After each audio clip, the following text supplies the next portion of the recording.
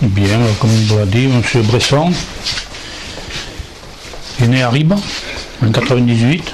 Il a travaillé à la ferme, comme c'était un enfant de paysan, fils de paysan. Et il a travaillé à la ferme jusqu'à la guerre de 14. D'accord. Comme il était né en 98, il a été mobilisé à la guerre de 14, il a fait la fin de la guerre, quoi. Et c'est lorsqu'il est revenu qu'il a eu l'idée de sculpter ce poilu. Ce poilu a été sculpté en taille directe sur de la pierre de grès de la région, puisque la pierre a été sortie dans le ruisseau du Suel, entre Ribes et Saint-André. Et ils n'ont même pas pu la sortir entière, puisqu'il n'y avait pas de moyen de levage à ce moment-là, il est obligé de couper le rocher en deux. Et vous avez remarqué que le poilu, il est en deux pièces qui ont été rassemblées. Donc ensuite, il a sculpté ce poilu. C'était son voisin qui se mettait en tenue de soldat, qui servait de modèle, pour pouvoir avoir quelques repères, parce qu'il n'avait aucun outil de sculpteur. Il a fait ce poilu en taille directe avec des outils de maçon, rudimentaires. Vous voyez, il tient une massette ici, massette de maçon, avec une pointe de maçon. Et c'est uniquement avec ces outils rudimentaires qu'il a fait ce poilu, que vous avez pu voir donc sur la place de la mairie à Ribes. Ensuite, il a été embauché par un sculpteur de Valence, M. Dentra.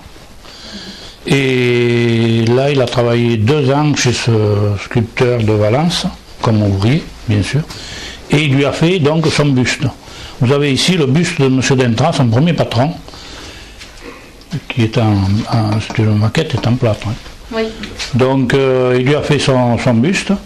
Il a resté 2 ans chez M. Dentra. Ce M. Dentra, en particulier, a fait le monument aux morts de Joyeuse, que vous verrez vers le bureau de tabac au-dessus de la cime de la Calade. Et M. Dentra a donc fait ce monument aux morts à Joyeuse, et M. Bresson y a travaillé pas mal dessus. D'accord. Et il était comme ouvrier à ce moment-là, il a travaillé sur le monument aux morts à Joyeuse. Donc ensuite, comme on dit ici, il est monté à Paris. Oui. Il croyait de travailler un peu pour lui-même, quoi. Et ici à Paris, il a travaillé chez Maître Del Debio, une grande entreprise, une grande école de sculpture.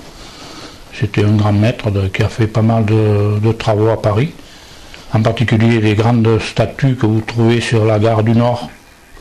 Oui, bah Paris, on ne voit pas. Pas bon. Enfin, peu importe, il y a des grandes statues, c'est Maître Del Debio qui les a faites. Et M. Bresson a travaillé presque 2 ans chez lui aussi. Et ensuite, il a trouvé un petit atelier à Paris, il a commencé à sculpter pour lui-même. Mais à ce moment-là, déjà, la sculpture, cette sculpture comme ça ne se vendait plus. On arrivait aux années 35-36. Et il a particulièrement travaillé pour le cinéma. Puis il y a de nouveau eu la guerre de 40 qui a de nouveau arrêté un peu les choses. Et il a travaillé pour gagner sa vie, pouvoir manger, disons. Il a travaillé par ici. Il a travaillé au cinéma, il faisait des maquettes de cinéma pour les films. Et à ces temps perdus, au moment dans les jours où il ne travaillait pas au cinéma, il sculptait pour lui-même dans son atelier, il faisait des sculptures qu'il exposait chaque année au Salon des Indépendants à Paris. Donc une partie de ces sculptures ont été exposées au Salon des Indépendants, toutes n'ont pas eu le prix. Il en a eu quand même quelques-uns, mais il ne cherchait pas à mettre en valeur sa sculpture, il la portait à l'endroit désigné, et à la fin du salon, il allait la chercher, donc s'il y avait une remarque, une médaille ou quelque chose, il était content, mais c'est tout. Oui. Donc voilà, celle-là a été vendue à l'État, c'est l'État qui l'a achetée, l'État Thouars, elle a été reproduite, elle est en pierre, à Thouars. Là, vous avez un petit, il a imaginé ce conquérant, l'homme qui dépasse la Terre, lorsque les Américains ont envoyé le premier satellite dans l'espace. Ensuite, il y a un petit dénicheur qui a eu, il n'a pas eu un prix, oui, il a été exposé au Salon des artistes français. Il a été apprécié, mais il n'a pas eu le prix.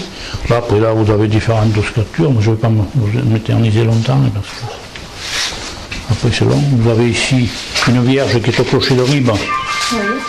Qui avait été commandée par le prêtre de l'époque, et elle est en pierre du Gard. Là, vous avez un Saint-Paul aussi qui a été exposé sur un artiste français, là, je ne vous présente pas. Là, vous avez par contre, il avait fait une fresque. Il pensait le vendre pour mettre sur un établissement public, mais bon, ça n'a pas eu de succès. Et cette fresque a été faite en réduction, c'est un de ses amis qui en a fait une plaque de cheminée. Toute la fresque, là c'est un peu compliqué à lire l'idée du sculpteur. Là, ce sont les muses, vous voyez, qui regardent ce que va sortir du pot. Le pot est censé, d'après le sculpteur, est censé tenir le secret nucléaire. C'est en 1953, oui. Elle ne sait pas trop où elle va, puisqu'elle est aveuglée, elle marche en aveugle. Et toutes les muses regardent ce qui va sortir du pot en disant que va nous apporter le nucléaire, est-ce qu'il nous apportera du bien, est-ce qu'il nous apportera du mal, est-ce qu'il nous apportera tout. Et vous avez que la muse des arts ici qui ne regarde pas, qui n'est pas intéressée, qui ne s'intéresse pas au matérialisme, si on peut dire. Ensuite, là, vous avez d'autres petites sculptures, là, des médaillons, des médailles il y en a 5 d'exposés, là. C'est 12 travaux d'Hercule. Et puis le vase du jugement dernier. Et ce vase, vous avez les personnages, de l'autre côté, vous avez le Christ qui accueille les personnages. C'est son dernier chef-d'œuvre, il n'a pas fini, ouais, les têtes n'ont pas été, il m'a toujours dit qu'il ne finirait pas, il n'a jamais fini. Ah ouais. Ça a été un de ses derniers chefs-d'œuvre. Et là, vous avez d'autres Einstein, par exemple. Par contre, vous avez Gandhi ici. Ce Gandhi a obtenu le prix médaille d'argent des artistes français en 1966. Par contre, il est en terre cuite. D'accord. Il a été reproduit en plusieurs exemplaires, mais bon. Il a eu la médaille d'or des artistes français. Là, vous avez aussi une Floralide qui a eu le prix Albert Leduc, toujours au Salon des artistes français. Voilà pour Bresson. Là que vous avez encore quelques... Il y a d'autres sculptures en réserve. Vous avez une grande Ève là. Oui. Qui est plus que grandeur nature. Pardon ? Il y a du travail, des heures de travail. C'est-à-dire, ce sont des maquettes, ça. Oui, mais comme ça... Il faut quand même la faire, mais c'est d'après la maquette, après, s'il y a une commande, ils le font soit en marbre, soit en pierre, soit... Ou alors, ils donnent ça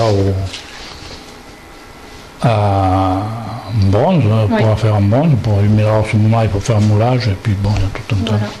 Voilà. Je vous en prie. Très bien.